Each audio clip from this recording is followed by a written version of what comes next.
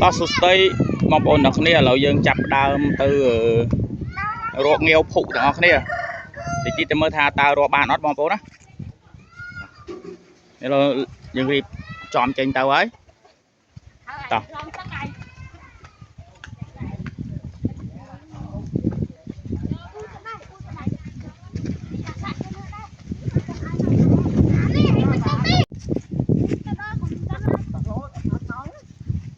đắng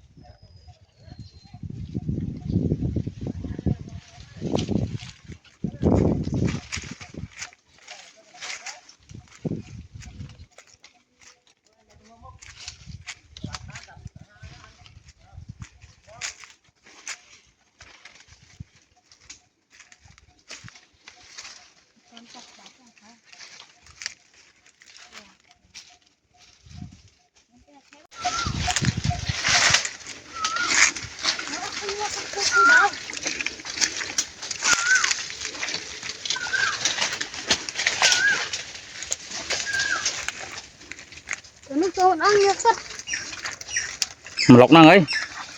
đúng rồi còn chuông đó nhiều mà khơi mọt vậy ấy chuông đó khơi mọt đi mà làm cây bạch làm to nè cho mắt tay chạm đi tung chủ ó đóng nàyนี่บองปอนดามจ่านี่ค่ะดามจ่านี่เปราะสลักเปราะอีบ้านนะพี่มุนนะงั้นนี่เหรอมารวงเงี้ยวไอ้เคยปลายจ่านั่งปลายหกงั้นยังมองบอนะมันเนี่ยไอ้อมหนักการกระถองนี่ทีสะดาวรวงเงี้ยวยังมองปอนนั่งห้างเงี้ยวผุแต่ดังทารัวบานบานไอ้บองปอนเดือดซาแต่ยังคามรัวยูได้ไอ้พี่มุนยังมาเรียวมาไอ้อย่างต้นคว้าดิ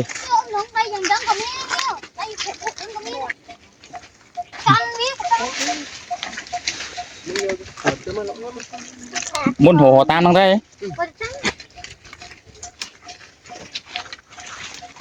bạch nó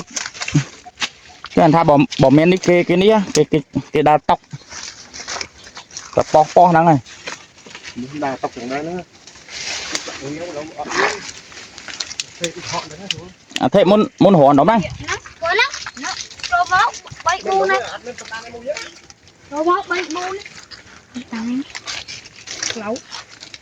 นี่มาโอนสปลายจ่าแต่จ่าห้อยนี่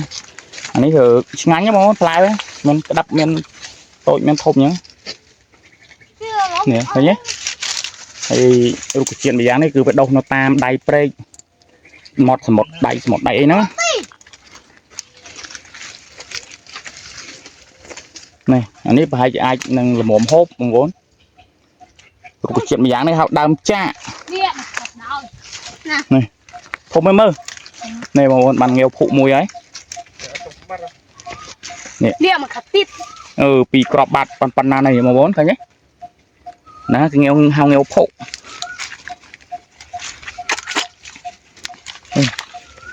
nó thì chả là phải nấu lại ná cứ nấu lại nó không vốn cho nó khơi mọt với cho ho chẳng á nhưng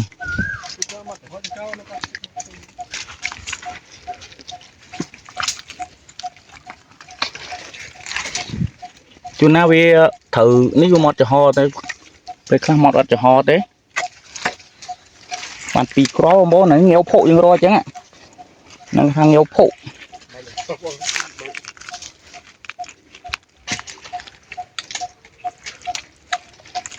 อย่ารุมไปเอาไว้นั่งเมียนหรอกcòn là dân rọt pa vía trắng đó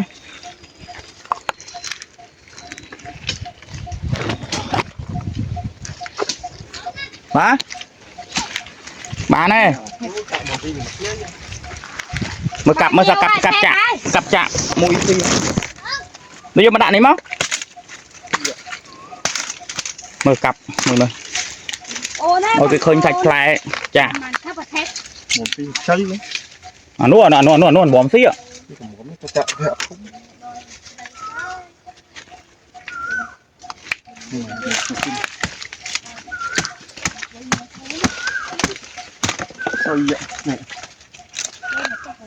nè túi chứ chơi này sạch cho luôn ở đấy một tí ta tôi nó tôi mà nhanh chết rồi vậy chết một tí đấy mồm nữa nè đắm ạ này bàn một crop tí đâu bông này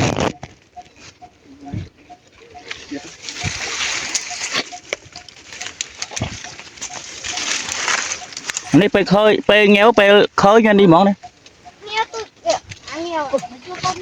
bà dứa tôi chứ tục quê thế bây giờ chỉ bạch với rồi mới khơi thế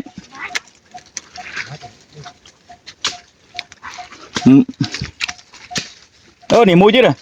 nè cho chơi mà con này bánh tự bù nè trong chơi nhóm mẹ thúng à nhiều bằng này thế mở được thế nè mà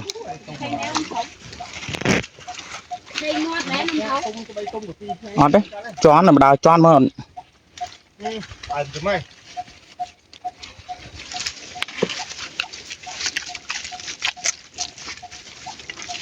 ngô này đang bắt đầu dựng như vậy cái chơi nghèo hiểu của bá đó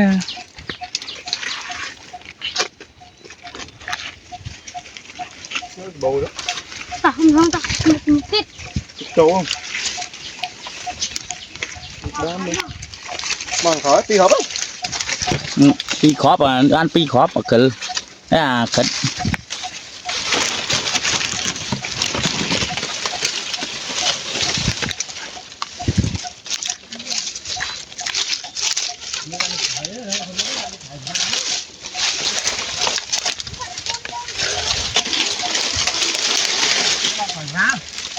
hả? Rồi mà không phải ra đâu.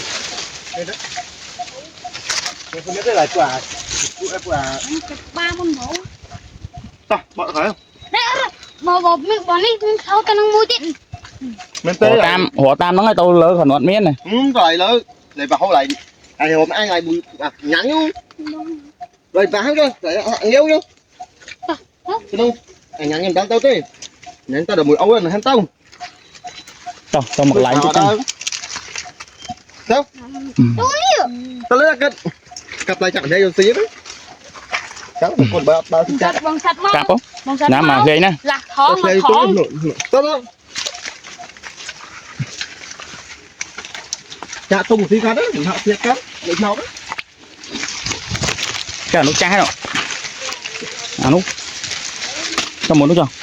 Ăn đó. Chai này. Được chặn một thôi. Đấy, nước mồm tí ăn. Bắt. Hello, câu mà cái lại chứ đó bon. Đâu.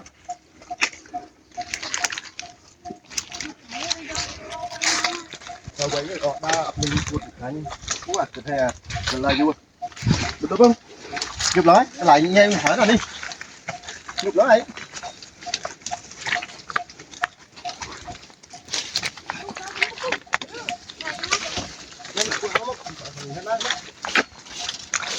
Đây này cặp mặt nó đây hết.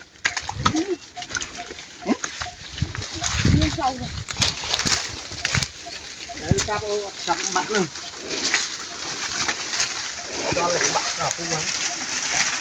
chạm mau mày nó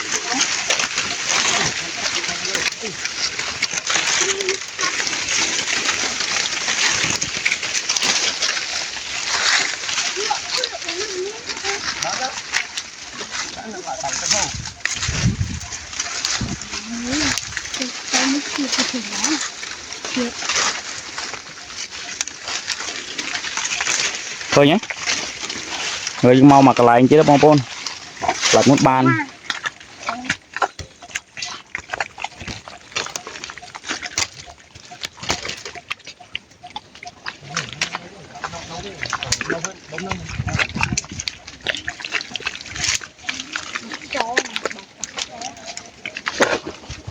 đàn chân sắt phụ thuộc số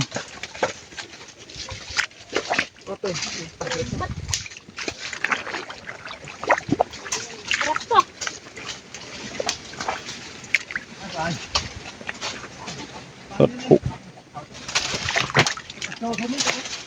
thực men trâu nè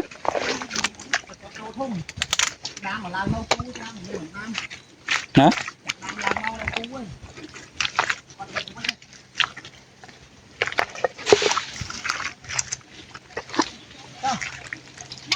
na tiết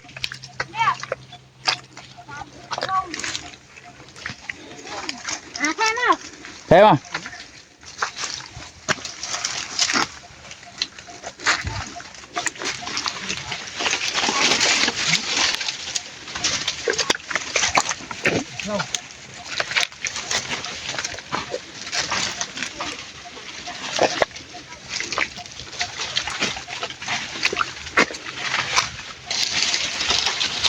một cây không có đâu một cây mà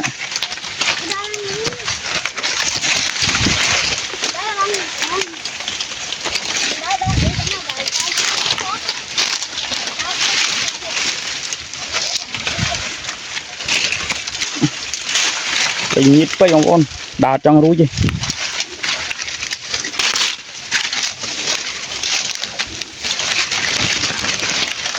này màu này sạt nhiều thằng con này à mình hàng nhiều phụ không con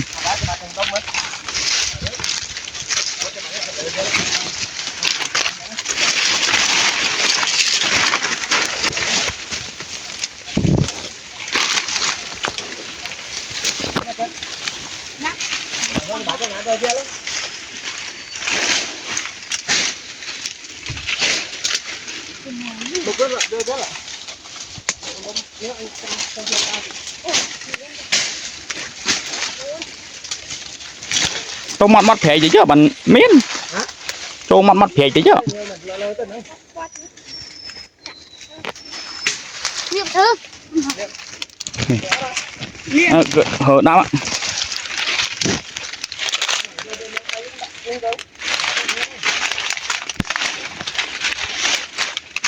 còn tục bạc không nó khơi mọt đấy thế hả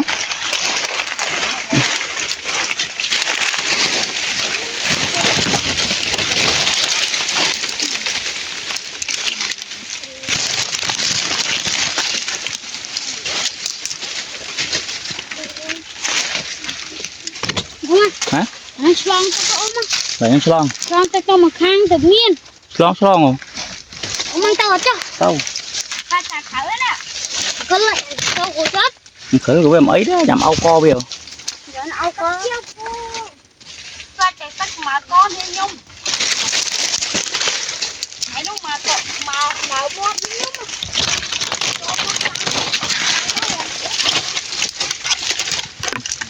nhà nên đừng nhiều ấy nè hả cái này nó khơi mót đấy thôi nhiều khơi ấy nè nè anh này đom nhiều ạ mệt thế nào không được một chút tao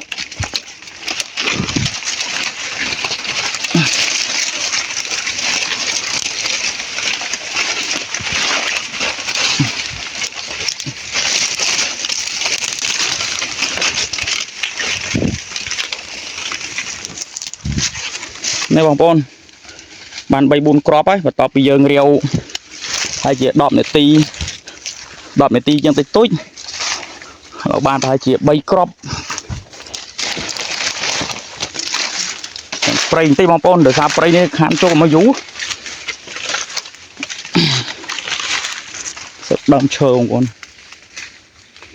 nó tam đầy spray đầy sờ một cái bông bông nó mình nó tam làm bón nung ấyนี่เป็นมุ้งมองป้อนนะยังเรียวมองรัวตะโบคือบานเช้ามองป้อนตะโบแต่เลยคือเนี่ยคือรัวเช้าได้ยังตื้อรัวแห่งว่าป่ารัวมันติ๊กแต่ไปยังเรารัวเราแต่รัวบานโฮมมองป้อนให้แต่เนี่ยซาแต่ว่ามันซารัวบานโฮมมองป้อน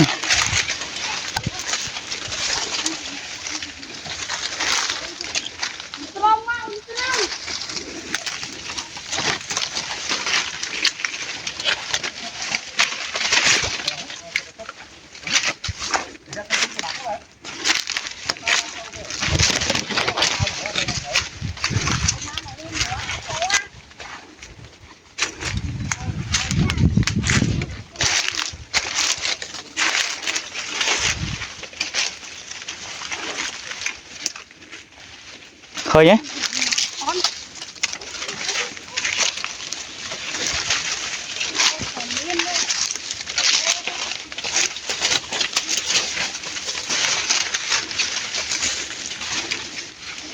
บางปอนบ้านปันนี้เราคือทาวิดีโออย่างเว้งแต่จะบางปอนนะจำจุกในวิดีโอก็ร้อยจะบางปอนเขาคุ้มชื่อ